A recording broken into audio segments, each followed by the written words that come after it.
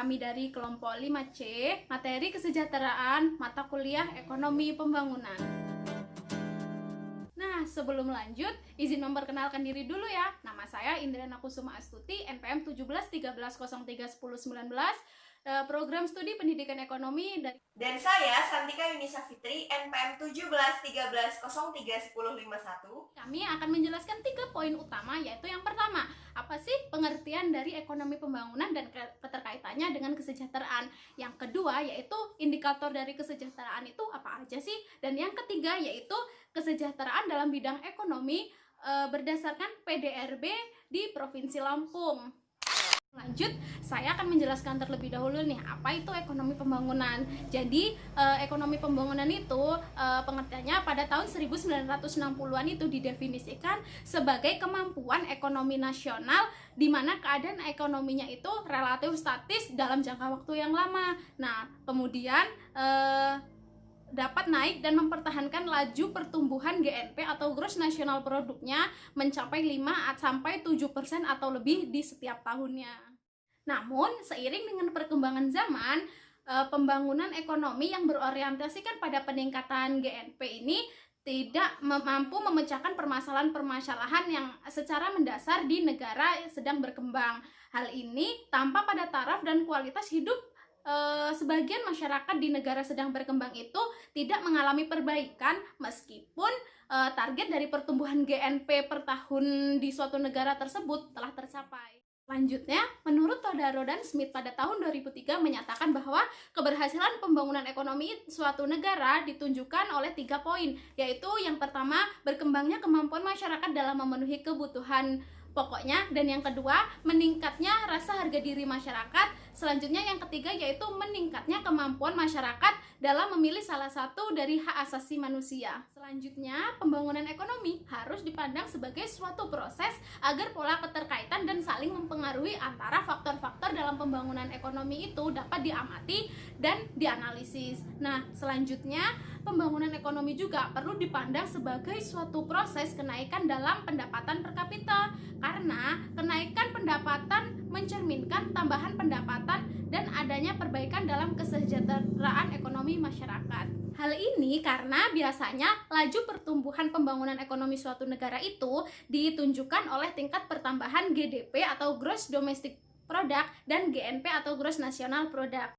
Artinya, tujuan dari pembangunan ini harus difokuskan kepada tingkat kesejahteraan individu masyarakat baik moral maupun material. Oke, selanjutnya pembahasan poin kedua mengenai apa aja sih indikator dari kesejahteraan yang akan disampaikan oleh rekan saya Santika. Kepada Santika dipersilahkan. Nah, terus apa saja sih indikator sebuah wilayah dapat dikatakan sejahtera? Yuk cek. Satu yaitu PDRB atau Produk Domestik Regional Bruto. Apa itu? PDRB merupakan indeks tentang output perekonomian secara keseluruhan dalam suatu wilayah yang dinilai dari produksi pabrik, panen petani, penjualan retail, dan juga belanja konstruksi. Meskipun PDRB merupakan suatu aktivitas ekonomi yang menjadi indikator utama untuk mengukur kesejahteraan ekonomi, namun PDRB juga harus didukung oleh indikator-indikator yang mendukungnya. Indikator yang pertama tadi juga harus didukung dengan indikator yang kedua, yaitu pendidikan dan kesehatan. Pendidikan dan kesehatan harus mudah dijangkau oleh masyarakat, mulai dari fasilitas yang memadai, jarak, dan juga nilai yang harus dibayarkan oleh masyarakat untuk mendapatkan kedua fasilitas tersebut. Adapun indikator yang lainnya yaitu tingkat kemiskinan, tingkat pengangguran, ketenaga kerjaan, akses air bersih, sanitasi, indeks pembangunan manusia, ketahanan pangan, bidang infrastruktur dasar, tingkat KUR atau kredit usaha rakyat, dan juga keuangan daerah. Oke, selanjutnya pembahasan yang ketiga yaitu mengenai kesejahteraan dalam bidang ekonomi berdasarkan PDRB atau Produk Domestik Regional Bruto di Provinsi Lampung. PDRB atau Produk Domestik Regional Bruto ini merupakan nilai tambah bruto suatu barang dan jasa yang tercipta atau dihasilkan di wilayah regional suatu negara sebagai akibat dari aktivitas ekonomi pada periode waktu tertentu. Nah, PDRB pada tingkat regional atau provinsi ini menggambarkan kemampuan suatu wilayah dalam menciptakan suatu hasil atau output pada suatu waktu tertentu. Arah dari pembangunan ekonomi ini yaitu mengusahakan agar pendapatan masyarakat itu naik disertai dengan pemerataan yang sebaik mungkin. Nah, untuk mengetahui tingkat dan perkembangan pendapatan masyarakat ini diperlukan sajian statistik pendapatan nasional maupun regional secara berkala. Nah, tujuannya apa sih? Yaitu untuk menjadi bahan perencanaan pembangunan nasional maupun regional, khususnya dalam bidang ekonomi. Nah, di Lampung sendiri yang menjadi bahan dasar dalam bahan perencanaan tersebut yaitu digunakannya PDRB atau pendapatan domestik regional bruto. Berikutnya yaitu kegunaan dari PDRB. Seperti yang kita ketahui bahwa data pendapatan nasional adalah salah satu indikator utama yang dapat menunjukkan kondisi perekonomian nasional setiap tahun. Nah, adapun manfaat dari PDRB atau produk domestik regional bruto adalah sebagai berikut. Pertama, yaitu PDRB harga berlaku atau normal menunjukkan kemampuan sumber daya ekonomi yang dihasilkan oleh suatu wilayah. Nilai PDRB yang besar menunjukkan kemampuan sumber daya ekonomi yang besar, begitu juga sebaliknya. Manfaat yang kedua yaitu PDRB harga konstan atau real dapat digunakan untuk menunjukkan laju pertumbuhan ekonomi secara keseluruhan atau setiap kategori dari tahun ke tahun. Manfaat yang ketiga yaitu distribusi PDRB atau produk domestik regional bruto harga berlaku menurut lapangan usaha menunjukkan struktur perekonomian atau peranan setiap kategori ekonomi dalam suatu wilayah. Kategori-kategori ekonomi yang mempunyai peran besar tentu menunjukkan basis perekonomian untuk satu wilayah tersebut. Nah, dan manfaat yang terakhir yaitu PDRB per kapita atas dasar harga berlaku menunjukkan nilai PDRB dan PMRB per satu orang penduduk. PDRB per kapita atas dasar harga konstan juga berguna untuk mengetahui pertumbuhan nyata ekonomi per kapita penduduk di satu wilayah tersebut. Tadi manfaat dan juga kegunaan dari PDRB. Sekarang ruang lingkup dari PDRB yang akan dibahas itu mulai dari pertanian, kehutanan, perikanan, pertambangan dan juga penggalian, kemudian ada industri pengolahan, contohnya penyulingan minyak dan gas bumi, dan pengolahan batu bara. Terus kemudian ada pengadaan listrik dan gas, pengadaan air, pengelolaan sampah dan daur ulang, konstruksi, perdagangan besar dan eceran, reparasi mobil dan sepeda motor, kemudian ada transportasi dan pergudangan, penyediaan akomodasi dan makan minum, informasi dan komunikasi, jasa keuangan dan asuransi, dan real estate, dan lain sebagainya. Perlu diketahui nih, nilai PDRB Lampung atas dasar harga berlaku pada tahun 2018 itu mencapai 333,68 triliun rupiah. Nah, secara nominal nilai PDRB ini mengalami kenaikan sebesar 26,98 triliun rupiah dibandingkan pada tahun 2017 yang hanya mencapai 306,7 triliun rupiah. Kenaikan ini dipengaruhi oleh peningkatan produksi dan inflasi.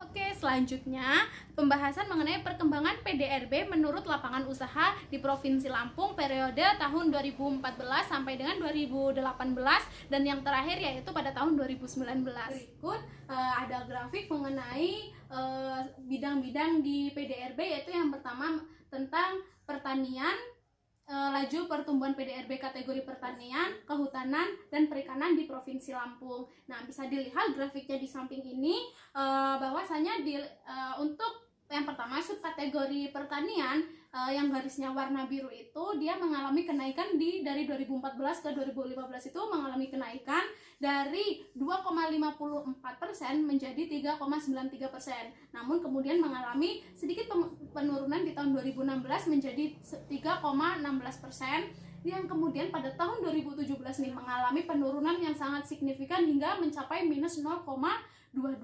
Namun pada tahun 2018 mengalami kenaikan laju pertumbuhannya yaitu mencapai 2,12. Untuk subkategori kehutanan ini dari tahun 2014 ke 2015 ini mengalami kenaikan dari 4,57% menjadi 6,37%, kemudian pada tahun 2017 mengalami kenaikan pesat menjadi 8,58%, dan kemudian nih pada tahun 2017 langsung anjlok secara signifikan menjadi minus 1,57.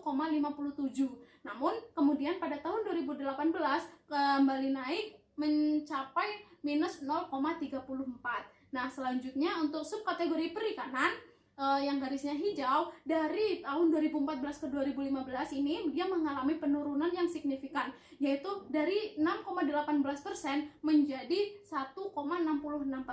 Kemudian mengalami perbaikan di tahun 2015 dari menjadi 2,60%, yang kemudian naik lagi pada tahun 2017 menjadi 5,27%. Nah, kemudian pada tahun 2018 dalam sektor perikanan ini mengalami penurunan yang sangat signifikan, yaitu minus 3,08.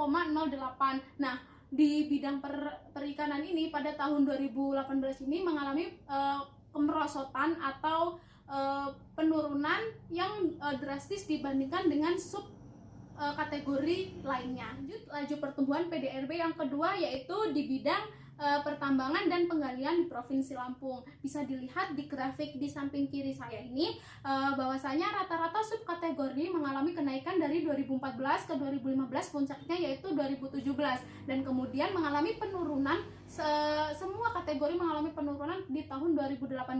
Namun berbeda dengan subkategori pertambangan biji logam, yaitu yang garisnya warna merah, itu dia mengalami penurunan dari awal, dari 2014 ke 2015 itu mengalami penurunan yang signifikan, yaitu dari 4,86 menjadi minus 1,3%. Namun kemudian pada tahun 2016 dan 2017 dia juga mengalami kenaikan, yang kemudian pada tahun 2018 mengikuti subkategori lainnya mengalami penurunan, yaitu dari tahun 2017 7,29 menjadi 5,1%.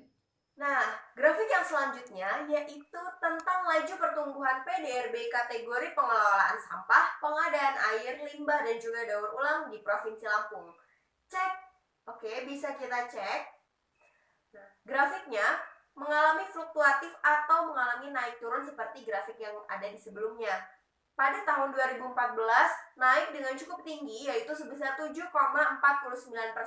Lalu kemudian mengalami penurunan terendah di 6 tahun terakhir, yaitu 2,47%. Kemudian mulai naik kembali menjadi 3,57%, dan puncaknya ada pada tahun 2017 dengan 7,15%. Kemudian pada tahun 2015 ternyata turun kembali, yaitu menjadi 3,59%. Nah, selanjutnya atau grafik selanjutnya membahas tentang peranan dan pertumbuhan PDRB dari kategori komunikasi dan juga informasi di Provinsi Lampung. Bisa kita cek grafiknya. Nah, pada grafik kali ini tidak seberapa mengalami fluktuasi yang terlalu hebat, karena mulai dari tahun 2014 itu mendapatkan nilai 8,84%. Kemudian naik pada tahun 2015, 16, dan 17 rata, yaitu sebesar 10,84 sampai dengan 10,74. Nah, pada tahun 2018 dia mengalami penurunan, yaitu menjadi 8,14%. Nah, untuk tahun 2019 sendiri PDRB di Provinsi Lampung totalnya 24.581.783 dengan PDRB tertingginya berada pada Kota Bandar Lampung, yaitu sebesar 31.526.570. Nah, itu tadi sekilas gambaran dan juga pembahasan tentang PDRB, potret kesejahteraan yang ada di Provinsi Lampung mulai dari 2014 sampai dengan 2019. Dan dapat disimpulkan dari tahun ke tahun, perbaikan kesejahteraan Provinsi Lampung terus meningkat dari sisi PDRB atau produk domestik regional bruto. Nah, meskipun mengalami kenaikan dari sisi PDRB, indikator kesejahteraan tidak hanya PDRB saja. Oleh karena itu, meskipun kesejahteraannya terus membaik, itu juga harus didukung dengan indikator-indikator yang lainnya seperti yang dijelaskan di sebelumnya. Untuk itu, kita berharap semoga Provinsi Lampung terus mengalami perbaikan kesejahteraan dari waktu ke waktu. Semangat! Oke guys, sampai sini dulu pertemuan kita. Saya Santika Yunisa Fitri dan rekan saya Indriana Kusumastuti pamit undur diri. Jangan lupa like, comment, and subscribe jika ini bermanfaat. Kami akhiri. Wassalamualaikum warahmatullahi wabarakatuh. Stay safe! Dan